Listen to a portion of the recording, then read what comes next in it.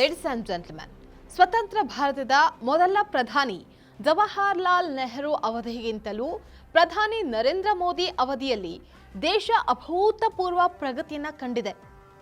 ಈ ಇಬ್ಬರು ನಾಯಕರ ಕಾಲಘಟ್ಟದ ನೈಜ ಚಿತ್ರಣವೇ ನೆಹರು ಅವರನ್ನೇ ಮೀರಿಸಿದಂತಹ ಅಭಿವೃದ್ಧಿ ಅನ್ನುವಂತಹ ಈ ಹೇಳಿಕೆ ದೇಶದ ಪ್ರಗತಿಯ ನೈಜ ಚಿತ್ರಣವೇ ಅಥವಾ ಕೇವಲ ಅಂಕಿ ಅಂಶಗಳ ಮಾಯಾಜಾಲನ? ಇದರ ಬಗ್ಗೆ ಕಂಪ್ಲೀಟ್ ಡೀಟೇಲ್ಸ್ ಅನ್ನ ನೋಡ್ತಾ ಹೋಗೋಣ. ವೀಕ್ಷಕರೇ, ನೆಲ ಜಲ ಭಾಷೆಗಾಗಿ ಪ್ರಾಮಾಣಿಕ ಪತ್ರಿಕೋದ್ಯಮ, ನೀವು ನೋಡ್ತಾ ಇದ್ದೀರಾ ಫೋಕಸ್ ಟಿವಿ. ನಾನು ನಿಶ್ಚಿತ.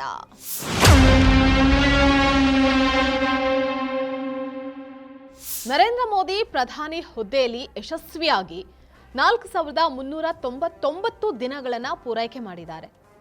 ಇದರ ಮೂಲಕ ಜವಾಹರ್ಲಾಲ್ ನೆಹರು ಮೇ 13, 1952ರಿಂದ ಮೇ 27, 1964ರಂದು ನಿಧನ ಆಗುವವರೆಗೂ ಚುನಾಯಿತ ಪ್ರಧಾನಿಯಾಗಿ ಕಳೆದಂತಹ 4398 ದಿನಗಳ ದಾಖಲೆಯನ್ನ ಮೋದಿ ಹಿಂದಿಕ್ಕಿದ್ದಾರೆ. ಭಾರತ ಸ್ವತಂತ್ರವಾದಾಗ ದೇಶ ತೀವ್ರ ಬಡತನ ಮತ್ತು ಸಾಕ್ಷರತೆಯ ಕೊರತೆಯಿಂದ ನಲಗ್ತಾ ಇತ್ತು.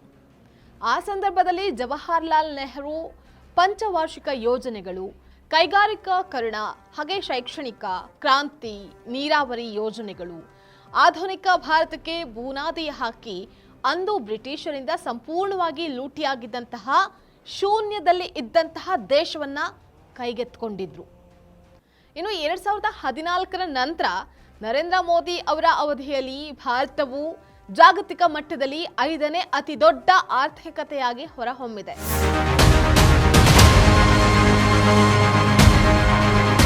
ಪ್ರತಿದಿನ ದಾಖಲೆ ವೇಗದಲ್ಲಿ ಹೆದ್ದಾರಿಗಳ ನಿರ್ಮಾಣ, ವಂದೇ ಭಾರತ್ ರೈಲುಗಳು, ಹಾಗೆ ನವೀನ ವಿಮಾನ ನಿಲ್ದಾಣಗಳು, ಡಿಜಿಟಲ್ ಕ್ರಾಂತಿ, UPI ಹಾಗೆ ಡಿಜಿಟಲ್ ಇಂಡಿಯಾ ಮೂಲಕ ತಳಮಟ್ಟದ ಜನರಿಗೂ ಬ್ಯಾಂಕಿಂಗ್ ವ್ಯವಸ್ಥೆ, ಬಡತನ ನಿರ್ಮೂಲನೆ, ಕೋಟ್ಯಾಂತರ ಜನರಿಗೆ ಉಚಿತ ಭಾರತ್ ಆರೋಗ್ಯ ಯೋಜನೆ, ಹಾಗೆ ಪ್ರಧಾನ ಮಂತ್ರಿ ಆವಾಸ್ ಯೋಜನೆ ಇನ್ನು ಮುಂತಾದವುಗಳು ಚಾಲನೆಯಲ್ಲಿದೆ.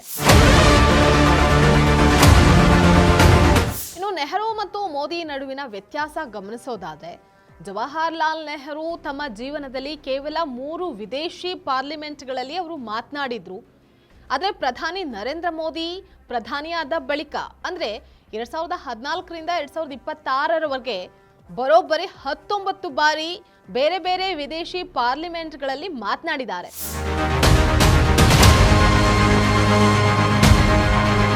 ಇತ್ತ ಮೋದಿ ಭರವಸೆಗಳನ್ನ ನೋಡೋದಾದ್ರೆ, ಬೃಹತ್ ಹುಯಿ ಮೆಹಂಗಾಯಿ ಕಿ ಮಾರ್, ಆಪ್ಕಿ ಬಾರ್ ಮೋದಿ ಸರ್ಕಾರ್ ಅನ್ನುವಂತಹ ಘೋಷಣೆಯೊಟ್ಟಿಗೆ ಬಂದು ಅಗತ್ಯ ವಸ್ತುಗಳು ಮತ್ತೆ ಇಂಧನ ಬೆಲೆ ಇಳಿಸೋದಾಗಿ ಭರವಸೆಯನ್ನ ನೀಡಲಾಗಿತ್ತು. ಮೋದಿ ಅವರ ಅವಧಿಯಲ್ಲಿ LPG ಗ್ಯಾಸ್ ಸಿಲಿಂಡರ್ ಬೆಲೆ, ಪೆಟ್ರೋಲ್, ಡೀಸೆಲ್ ಹಾಗೆ ನಿತ್ಯೋಪಯೋಗಿ ವಸ್ತುಗಳ ಬೆಲೆಗಳು ದಾಖಲೆ ಮಟ್ಟಕ್ಕೆ ಏರಿಕೆಯಾಗಿದೆ. 2 ಕೋಟಿ ಹೊಸ ಉದ್ಯೋಗ ಸೃಷ್ಟಿ ಮಾಡುವುದಾಗಿ ಭರವಸೆ ನೀಡಲಾಗಿತ್ತು. ಈಗ ಸಂಪೂರ್ಣ ಅದು ಸುಳ್ಳಾಗಿದೆ. 2022ರ ವೇಳೆಗೆ ದೇಶದ ಎಲ್ಲಾ ರೈತರ ಆದಾಯವನ್ನ ದುಪ್ಪಟ್ಟು ಮಾಡೋದಾಗಿ ಘೋಷಣೆ ಮಾಡಿದ್ರು. ಆದರೆ ಇಂದು ಸಾಲದ ಕಾಟಕ್ಕೆ ಆತ್ಮಹತ್ಯೆಗೆ ಮುಂದಾಗಿದ್ದಾರೆ. ಯಾವುದೇ ಒಂದು ಕಾಲಘಟ್ಟದ ಅಭಿವೃದ್ಧಿಯನ್ನ ಸಂಪೂರ್ಣವಾಗಿ ಸತ್ಯ ಅಂತಾಗ್ಲಿ ಅಥವಾ ಸಂಪೂರ್ಣ ಸುಳ್ಳು ಅಂತಾಗ್ಲಿ ತಳ್ಳಹಾಕೋದಕ್ಕೆ ಸಾಧ್ಯವೇ ಇಲ್ಲ.